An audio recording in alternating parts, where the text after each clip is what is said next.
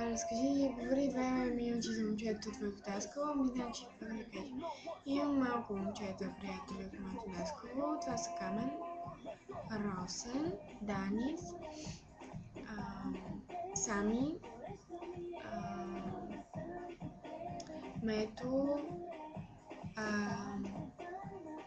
Любо Божилов,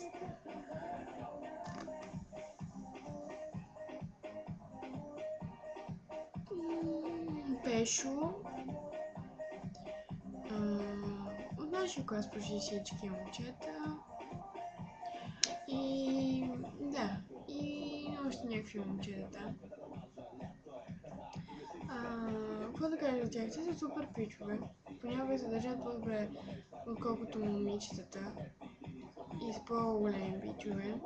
Обаче в другите моменти просто прекалено става лигавщина и детинство. И ние всичките да ги пребия, обаче не мога. Какво да кажа?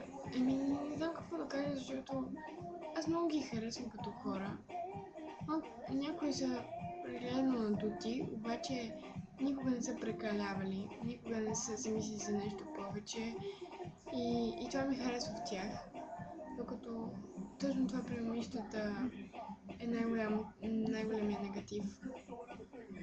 И да, като цяло са супер пичове и ми е много забавно с тях.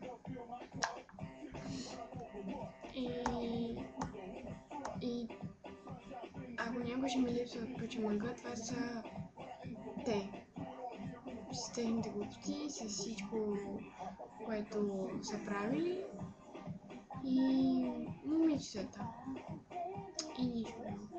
Но просто аз страшно много ги обичам и те не го разбират, но се надявам да не ме забравят и да си продължим да се събираме от време на време така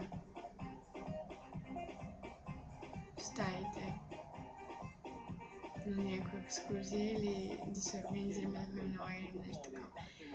И до цяло, аз няма какво да си говорим, аз много ги обичам и няма да ги забравя.